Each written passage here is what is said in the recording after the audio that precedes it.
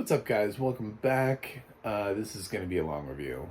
I have to get into this film. And this is The Sun. It's on Netflix. It has audio description. And I don't know, Google it if you want to figure out what's wrong with the film. Pretty much everyone hates this thing.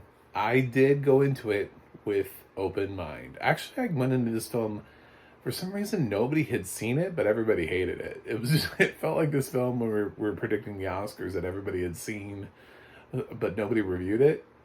I don't know if there was like a review embargo or something, but it was really hard to find a coherent review on this, at least early on when it started to drop off. It just seemed like it was like word of mouth, like the whispers had gotten out about this film.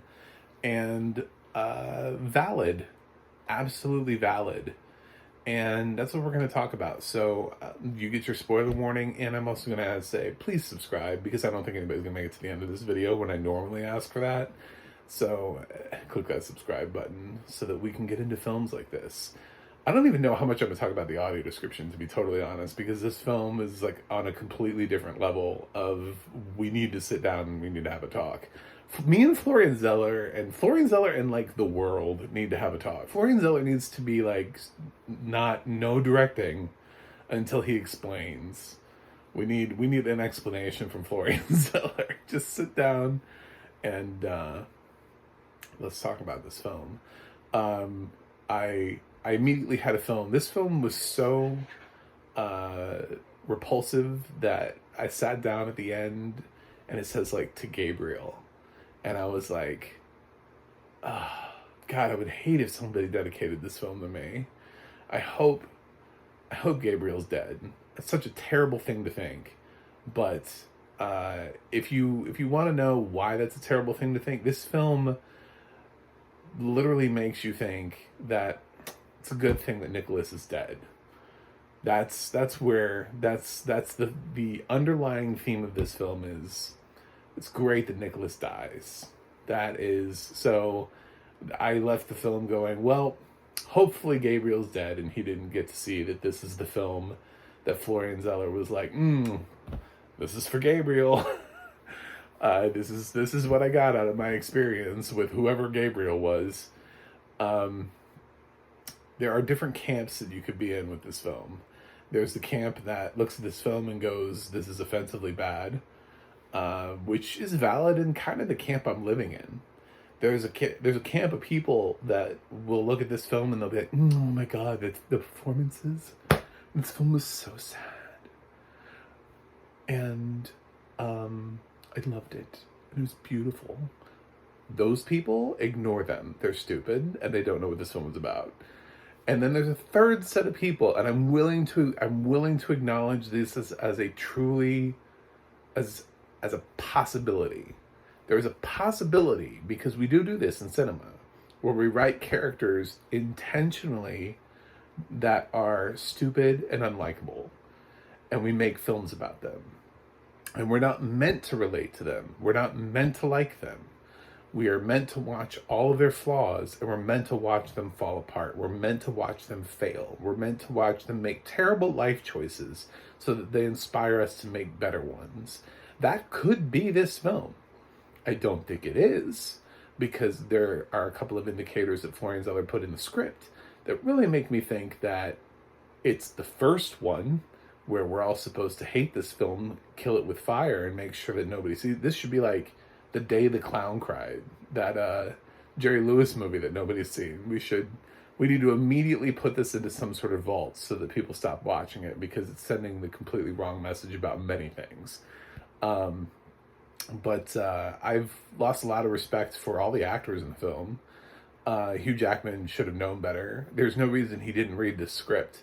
The fact that he read this script and was like, yes, deeply concerns me. And the fact that Laura Dern read the script and was like, yes, deeply concerns me. And the fact that we couldn't get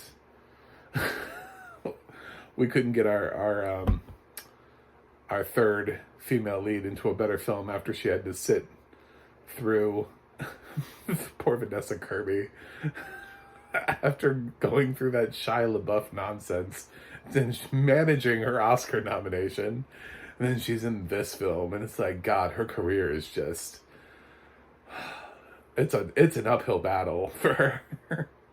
But yeah, uh, surprised this film is about depression, and this film is about a bunch of idiots who have no idea what depression is. Apparently, like this is some weird multiverse where nobody understands what depression is, and nobody talks about it. You know, we don't talk about Bruno. We don't talk about depression, and they think it's cool instead to just kind of yell at the depressed kid and blame him for all of his problems, and say really weird things. And when he says things like, he's like, I don't know if there's, you know, it hurts to be, I don't know if I can be here anymore. You know, like that kind of stuff. They kind of indicate to him in little ways that their life would be better without him. These are terrible people. His parents are fucking terrible. The film starts off, and I did not look this up. I don't research movies in advance. I get a little bit sometimes from reviews or from Oscar prediction videos. I knew people were not happy about the film, but it's not like anybody who's predicting the Oscars took 30 minutes to explain why the sun wasn't happening. They just were like, no, it's not happening. And we moved on. The film starts off with like Laura Dern, who's the ex-wife of Hugh Jackman in this film, and she comes to him and she's telling the story about how he's missed like a month of school and the home life, because Hugh Jackman walked out because he's a dick in this film, and he walked out, and she's at home with their son Nicholas, who's played by Zen McGrath, who, by the way, is the only person in the film with any sort of redeemable qualities. Is the only thing that kept this film from me giving this film an F, by the way, was Zen McGrath. When we get to the grade. I think Zen McGrath approached this as honestly as humanly fucking possible, and I will give him props for that. Everyone else, I don't know. I don't know what they did. I don't know. This is nothing. But she's like, I'm scared of him. And at first I was like, is this a school shooter movie? Is this why nobody liked it? Are we about to get in deep here? Is he dangerous? He's not fucking dangerous. He's just clinically depressed. He is suicidal. He's like really, really obvious. It's like somebody who is freshman semester 1 psychology major who walked in on like the first day of their classes could then meet this kid and be like, yes, he needs help. Like, it does not. Pretty much anyone who meets this kid should be able to go, yes, this kid clearly needs help. He telegraphs it in almost every single scene. He tells you about his pain and his struggle and the thoughts in his head and everything about that. It is so open. He is so open and honest, and everyone around him is so stupid, and they react with the worst ways possible. They're like, why don't you go to school? Why aren't you doing this? When you hurt yourself, you hurt me. I don't know. Have you thought about maybe taking him to a professional? Perhaps? And seeing maybe if he could use some medication or some therapy, or I don't know, maybe some time in a program? Something. I think about films like Beautiful Boy with Steve Carell and Timothy Chalamet, and Ben is Back with Julia Roberts and Lucas Hedges. And while neither of those films are about their kids being suicidal, they're both about addicts.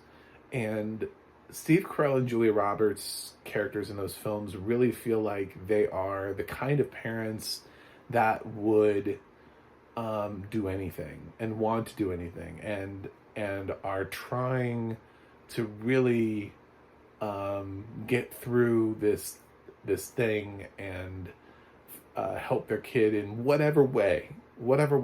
They just want their kid to be alive. at the end of the day. That's it. That's the only thing that they want, is for their kid to still be alive. And they recognize the problem, and they're doing the best that they can to try to help them. And it's not perfect, but there's much greater sincerity in those performances. Here, Hugh Jackman just seems inconvenienced by his son's depression, and he talks about how he gets like this job promotion, and he's like, I don't know if I want to. My son really needs me right now. I need to be at home. He's never really at home, though. He kind of just leaves the son to his new wife, that's played by Vanessa Kirby, who is just such an unfortunate bitch. I love Vanessa Kirby, and she was great in the film. She got the Oscar nomination for Piece of a Woman, but she's, oh my god, here she's fucking terrible. She's nasty. She's just a nasty hoe in this film. I'm gonna use a whole lot of language to describe these people because this film angered me so much. There's a scene where Zed McGrath's Nicholas is standing there, and he's just having a conversation with her. He's already worried about whether or not this woman likes him. And she makes some offhand comment, which ends with, that's why you don't have kids. And then she lets it sit for a minute, and then she turns around, and then she's like, I'm just kidding. I'm like, but he is the kid, and his whole thing, like his whole concept is about how he feels like there isn't like a place for him in this world, and he doesn't know how to be here. And you just validated that by saying that life would be better without him.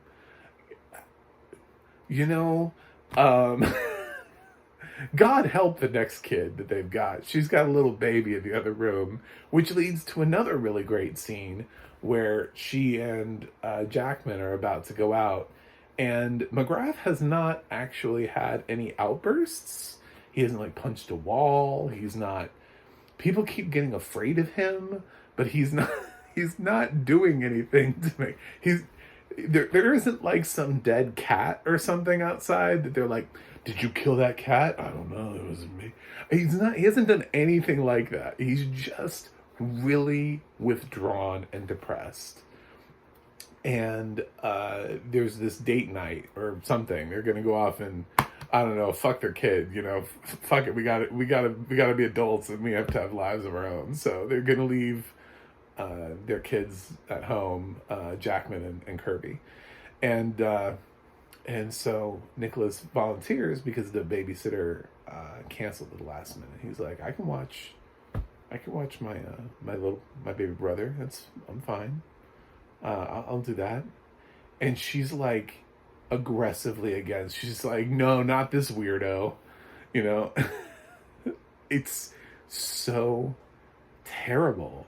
Their treatment of this kid is just, it's so awful.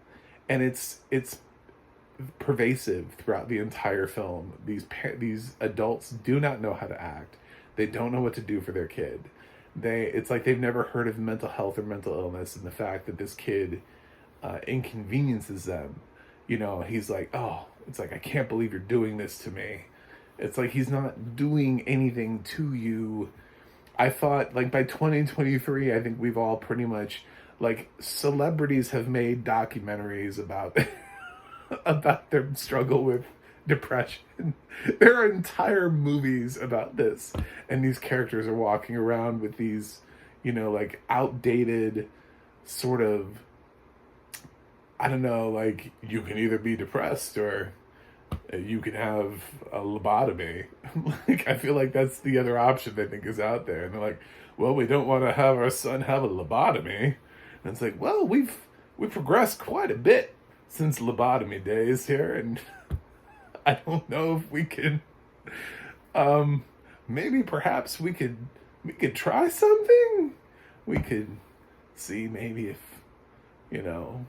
I mean, I guess to the film's credit, they do make Nicholas a little reticent to wanting to take medication, because later on he kind of, in one of his outbursts, after he tries to kill himself the first time, he's in an institution, and the doctors come in, and they tell Laura Dern and Hugh Jackman, they're like, now listen, he's gonna try to beg and plead and claim that he's better, but he's really not. He's got to stay here. He's got to stay. We have a program. We know what we're doing here. We are the experts. So it's really hard for parents to watch their kids like this, but you just have to watch, and you have to, tell him that you support his medical treatment and let us treat him here. Otherwise, he's not going to get any better.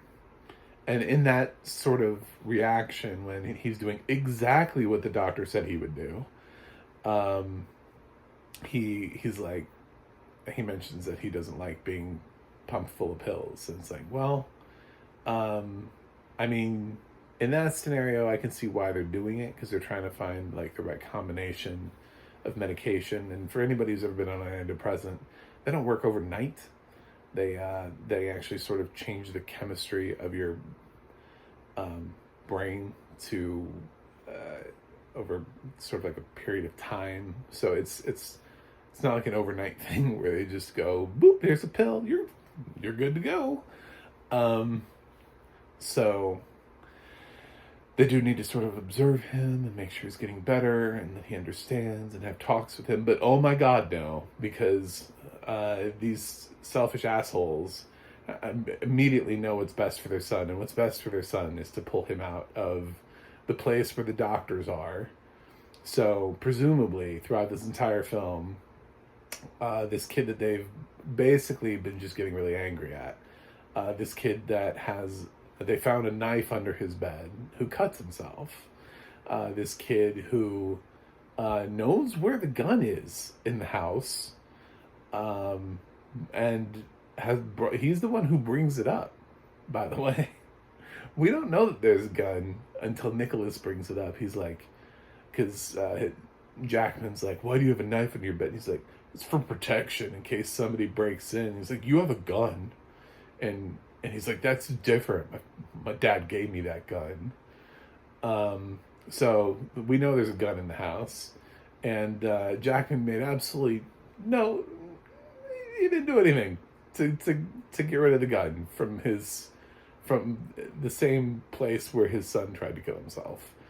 He should let the gun. He knows that his son knows the gun is there and where it is.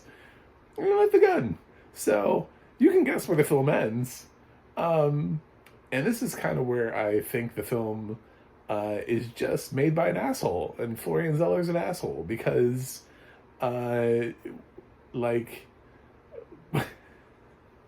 after his son kills himself, Hugh Jackman has this fever dream thing where he sits there and he imagines that there's this alternate reality. And in this alternate reality, his son's okay. And he's come into the house, and life is different. And his son moved to Canada, and he went to college, and now he's a writer. And he wrote a book about choosing life, and he's dedicating it to his dad.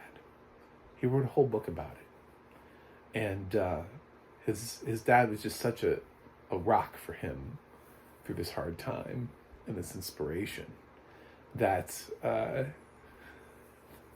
that he dedicated this book. And that's when you realize that this character is just like, it's still all about him. Like, his son is dead in the other room, and it in his dream, it's still about him. He's not just picturing a world in which his kid is alive. He's picturing a world in which his kid is alive, and wrote a book dedicated to him, and was like, I want you to have the first copy. Here you go. Thank you, benevolent man, for being there for me all those years. It's fucking terrible. This movie is absolutely offensively terrible. If I had any control at Netflix, I would just drop it from the service. I'd be like, no, we're not. It's off. It's gone. That's why I don't mind spoiling the film, because I really don't want you to see it. I don't really care how you feel about it. This is such an aggressively gross portrayal of adults handling depression in an era where we've had so many really good films about the same thing. We've had films about having to handle people with all sorts of mental issues, and parents who have dealt with suicidal kids, and limited series around suicidal kids, and just a whole bunch of things. This is not 13 Reasons Why. This is nothing. There's nothing here. There's Zen McGrath, who I think actually gave as honest of a performance as this film allows him to give. And the rest of it is just absolute garbage. It really makes me think. I haven't seen The Father. I was waiting. I remember when it came out, I was waiting for it to hit somewhere where I could watch it with audio description. It didn't seem like that happened right away. And I ended up not seeing it in time for the Oscar ceremony, so it just got pushed back to like, I'll see it whenever. I still haven't seen it. But the stuff that I've heard about The Father is people are like, oh, I really liked it because it showed not just the pain of the person afflicted with the disease, but also how it affects those around. And I think now that I know that about The Father, I already fucking hate it.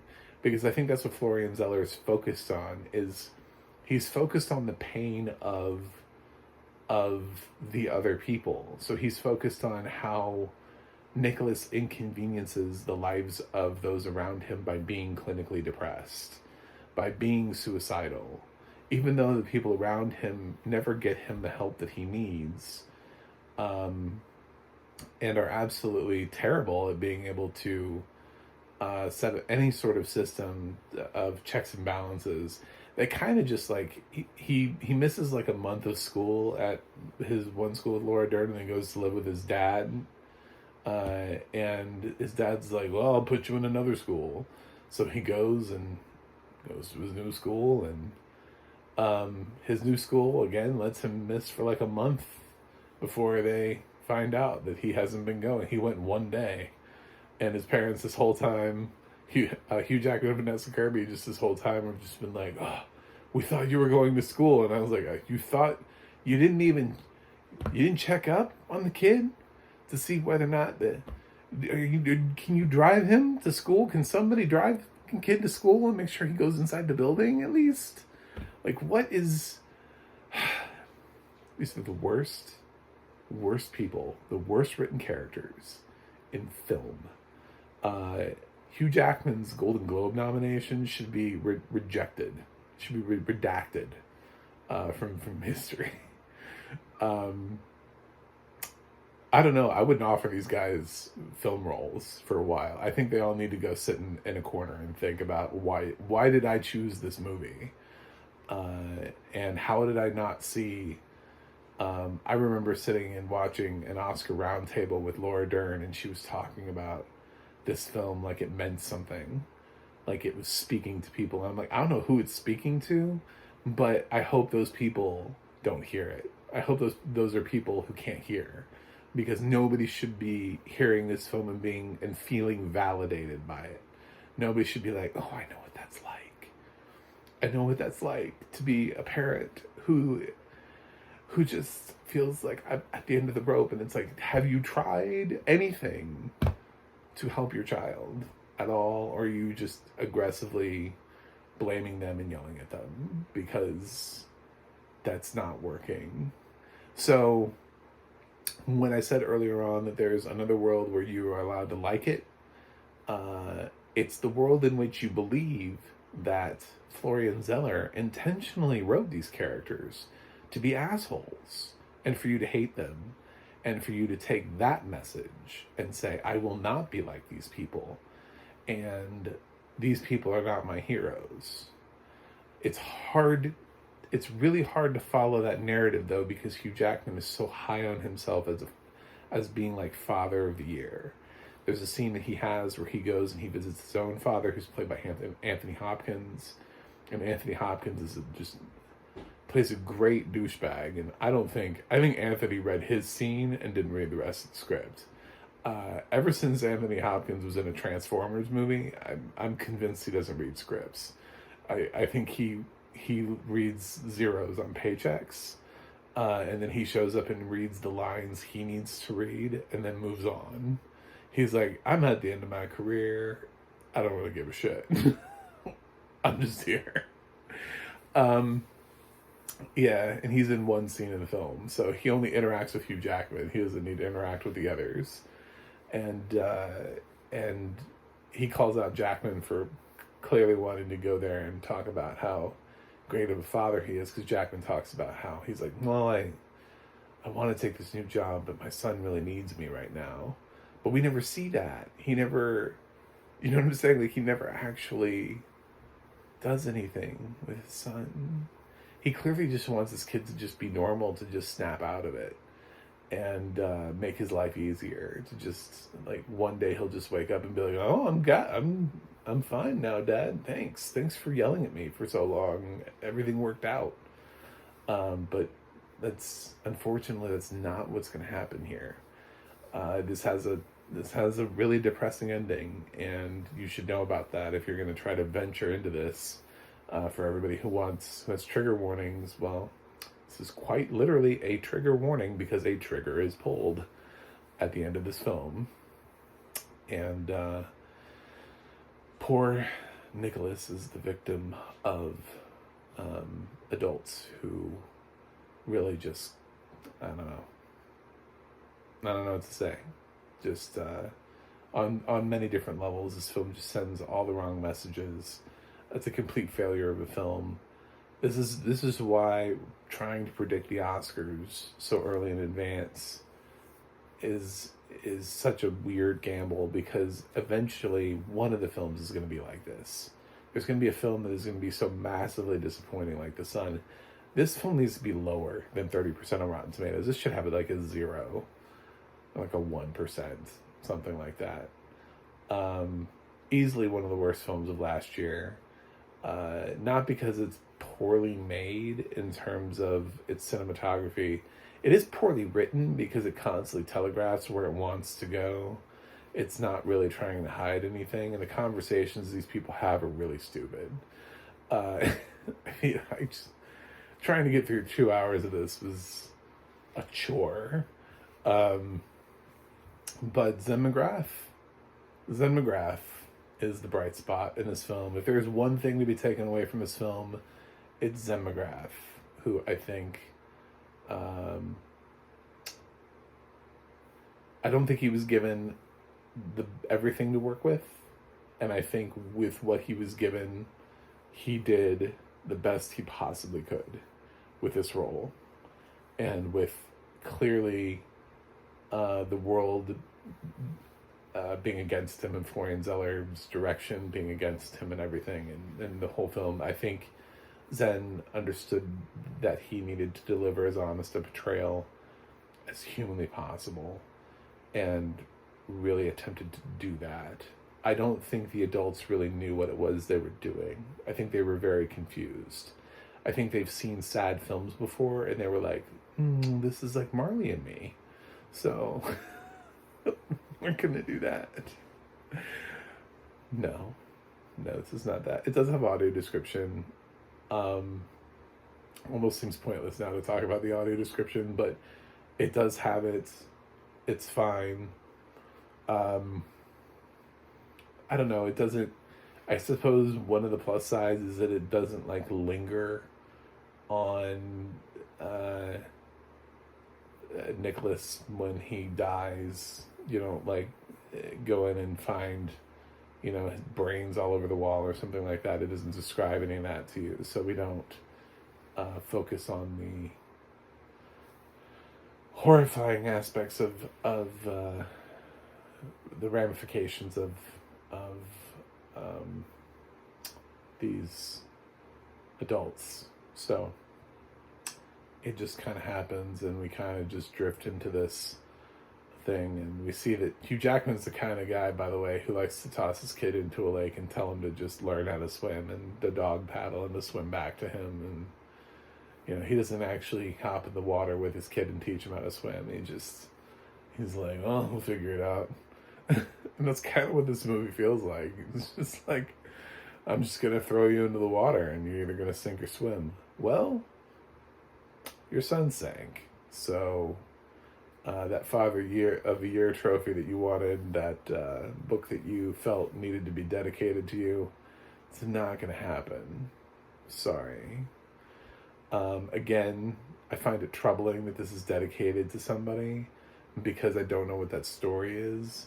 And if this film is a takeaway that Florian Zeller had from whatever experience that Gabriel created, either for Florian or for somebody close to Florian, I don't want to see Florian Zeller write more things. I would rather Florian Zeller go away. I've completely lost all interest in anything Florian Zeller ever has to do, ever again. I'm going to give The Son a D-. So pretty much it's as close to enough as I can get, because the one redeemable factor, the one thing that gets a positive note for me, is Zen McGrath. That's it. It's the only thing.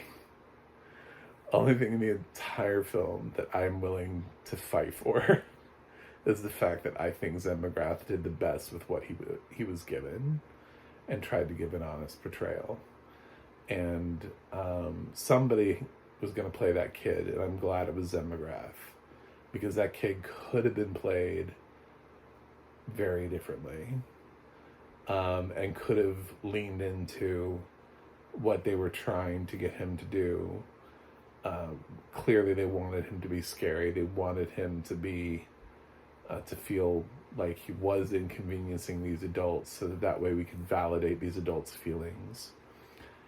If that's what you felt in The Father, if you felt like the film validated your pain by watching somebody go through something, then Florian Zeller heard you and has this story to tell, but it doesn't work in this story. And I'm not really sure it worked in The Father. I'm kind of starting to wonder whether or not this person is more selfish in their film choices than perhaps we should be lauding them for. So, I would avoid this film like the plague. If you think somebody's about to watch it, just slap the remote out of their hand. Just tell them how the film ends. Spoil it. Just get them away. I have no qualms. I mean, I did give you a spoiler warning at the top, but I really think nobody should watch this. I want this film to be like if a film fell in the forest and nobody was around to watch it. Did it really happen?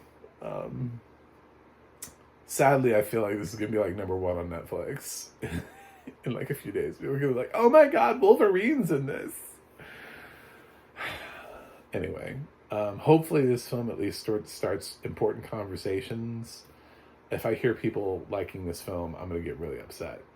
So, please don't watch this. It's terrible. Thank you for watching me, though, talk about it for a really long period of time. Thanks for subscribing. And you can visit my website, macthemovieguy.com. You can go to Twitter or Instagram at macthemovieguy. You can go to the Audio Description Project, adp.acb.org. And I'll let you know what has audio description and where you can watch it. And you can go to the ADNA.org. And this is Xanthi Page that did the narration, so you can look them up and see what else they've done. I'm done. Yeah, that's a wrap. I can't unsee this movie, so unfortunately, and neither will you. So Until next time, I will see you guys on the other side of what I'm sure must be a better movie than this.